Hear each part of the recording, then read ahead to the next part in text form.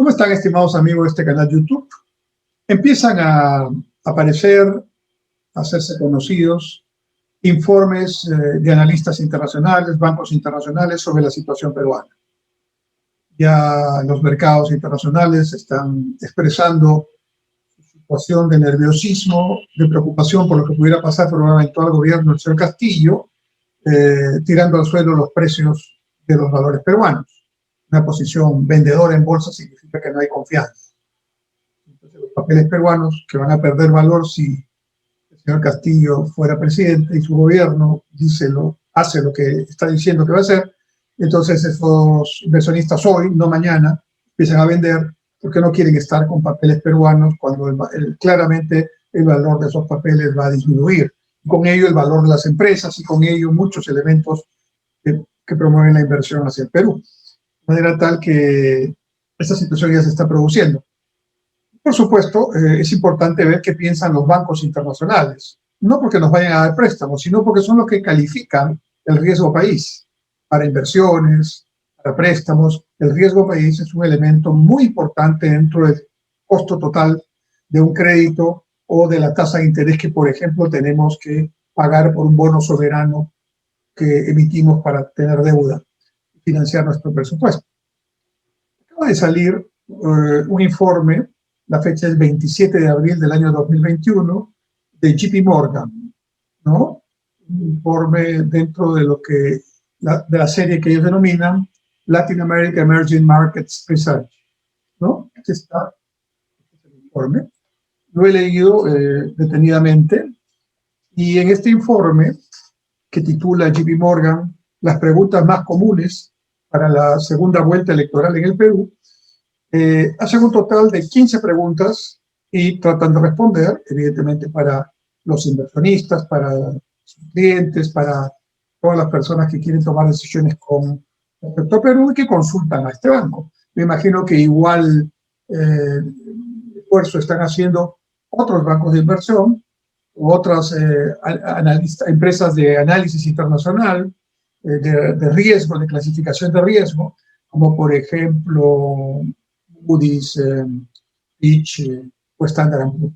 Iremos conociendo seguramente el análisis de estas instituciones, de algunos bancos importantes también, y es importante conocerlo porque es una versión de fuera, que no está con el calor de la campaña electoral y con los adjetivos, que a veces ese calor hace que sean cada vez más frecuentes. En lugar de los argumentos, empiezan a estar los adjetivos y a veces los insultos.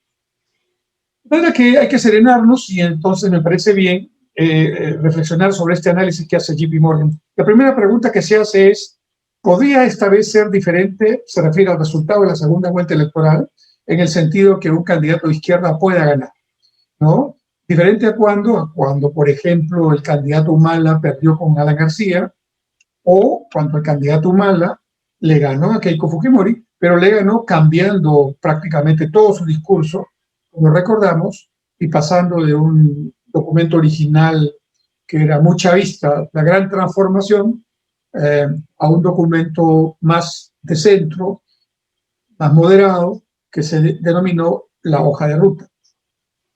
JP Morgan sostiene que en este momento las probabilidades están 50-50. Efectivamente, las encuestas están dándole a Castillo una ventaja inicial, pero no está dicho todo. La segunda pregunta es, ¿puede la candidata Keiko Fujimori cerrar o disminuir la brecha que estas primeras encuestas han puesto en relación al candidato Castillo, que en estas encuestas, como digo, aparece adelante? Y JP Morgan sostiene que sí, y basan esta respuesta, esta afirmación, en el hecho de que todavía, a juicio de ellos, el número de indecisos es muy alto, 31,6% del total de votantes. Y ellos dicen que sí es posible que Keiko pueda reducir esa diferencia en las próximas semanas por dos razones. Primero, porque alrededor del 25% de ese 31,6% de indecisos actuales, al final van a terminar votando. Y porque lo que ocurre siempre, o ya ha ocurrido en anteriores elecciones peruanas, es que el el número de nulos, yo agregaría el número de ausentes en primera vuelta, disminuye en la segunda vuelta. Porque ahí nos jugamos todos, ¿no? El destino del Perú. Así que es probable que esto ocurra. Sin embargo, JP Morgan dice que esta disminución de la brecha de la candidata Keiko Fujimori se puede dar si y solo si ella se esfuerza por no solamente conversar con otros candidatos y partidos, sino por generar, mucho antes de la fecha de la segunda vuelta, una amplia coalición, acuerdos con partidos políticos de centro y con partidos políticos de derecha, que estén dispuestos a formar una gran coalición, ¿no? Y que además haya, como producto de esa coalición, un compromiso de un gobierno multipartidario. En ese sentido, JP Morgan piensa que estos dos elementos, un acuerdo multipartidario, una amplia coalición y un gabinete multipartidario, podrían ser elementos que, dichos en la campaña de manera muy concreta y con evidencia, de acuerdo con otros partidos, podría disminuir el rechazo que ella tiene o el antivoto que se mantiene. Yo agregaría que efectivamente eso es así, y creo que la candidata Fujimori debe hacerlo. Incluso, como he dicho en otro video, creo que la señora Fujimori debería mostrar su voluntad, su decisión de que el gabinete que presida en un eventual gobierno sería fundamentalmente, no solo multipartidario, eso lo agrego yo, sino fundamentalmente de independientes o de otros partidos, pero con la menor cantidad de fujimoristas.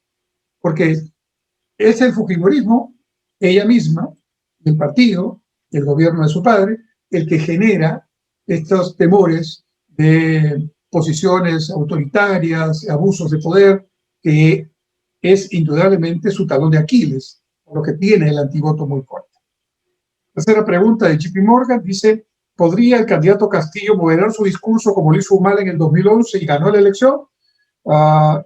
Ellos piensan que es poco probable que tal vez lo quiera hacer, pero es poco probable que lo llegue a hacer porque su voto, el voto que le ha permitido precisamente llegar a la segunda vuelta, es un voto muy radical. No es el mismo caso del señor Humala.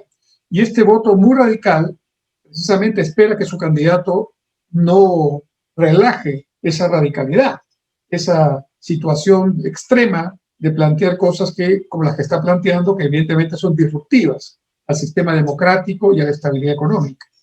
Entonces, yo creo que efectivamente agregaría al informe de JP Morgan el hecho de que precisamente su base principal de votantes y sus aliados dentro del Partido Perú Libre y sus conexiones con elementos de extrema izquierda, incluso con Sendero, creo que haría muy difícil que se acepte un discurso hacia el centro para tratar de ganar votos y asustar menos. Entonces aquí JP Morgan concluye que más bien el Castillo que está postulando, el candidato Castillo que está postulando ahora, se parecería más al Humala del 2006, no al Humala del 2011. El Humala del 2006 no, hizo esas concesiones en su discurso y Alan García le ganó en las elecciones de la segunda vuelta. Cuarta pregunta. ¿Tendrá algún candidato mayoría en el Congreso? Pregunta JP Morgan. La respuesta es no. El Congreso está obviamente sumamente fragmentado y lo que sí llama la atención JP Morgan es que existe el riesgo de que continúe esta pugna ejecutivo-parlamento y posibles intentos de vacancias, en fin, de todo lo que hemos vivido en los últimos 3 años. Yo agrego que es necesario también en el Congreso ejercer alguna acción de suma y yo creo que allí los votos de la población han ayudado porque consciente o inconscientemente en relación a este tema, la población ha votado de todos los alrededor de 10 partidos que están allí en el Congreso con candidatos ya electos. Yo creo que por lo menos el 70% de la votación corresponde a posiciones moderadas, de centro o de derecha. Y apenas si sumamos los votos de Juntos por el Perú con los de Perú Libre es un poco más del 30%. Entonces, no tienen ninguno, pero en este caso lo que interesa para los temas radicales es que no hay una votación para conseguir 80 y tantos votos o incluso 60 y tantos votos, que son las votaciones que se requieren para temas importantes.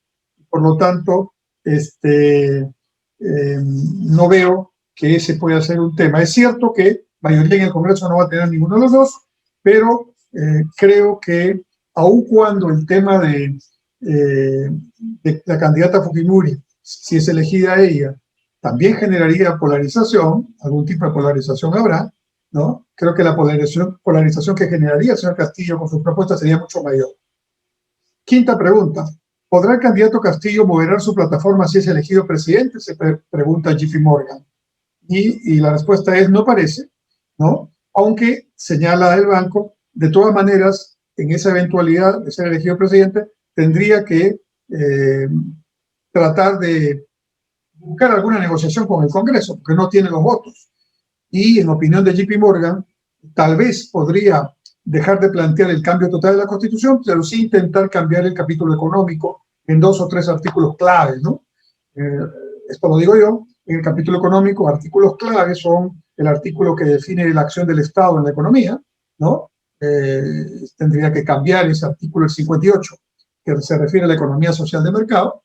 Tendría que cambiar el artículo que tiene que ver con el respeto por los contratos ley y el artículo que da la autonomía al Banco Central, entre otros artículos importantes, como también el artículo que plantea que la acción del Estado es, digamos, de una manera supletoria a la actividad privada.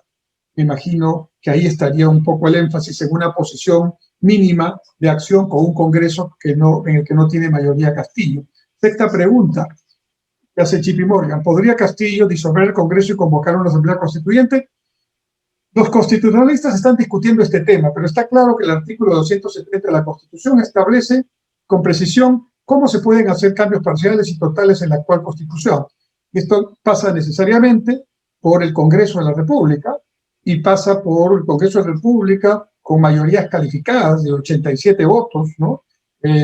Y referéndum o 2 legislaturas con mayorías calificadas. El presidente sí puede tener la iniciativa para plantear una reforma, pero tiene que ir al Congreso de todas maneras, ¿no? También podría haber un pedido de reforma a través de referéndum, a través de un porcentaje de la población electoral, que es el 0,3.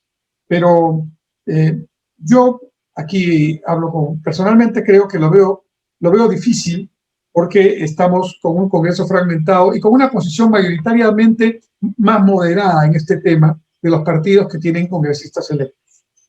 Séptima pregunta. ¿Puede el gobierno crear o incrementar los impuestos sin apoyo del Congreso? Respuesta, no puede. Octava pregunta. ¿Es baja la contribución que hacen las empresas mineras al Tesoro Público con relación a otros países mineros?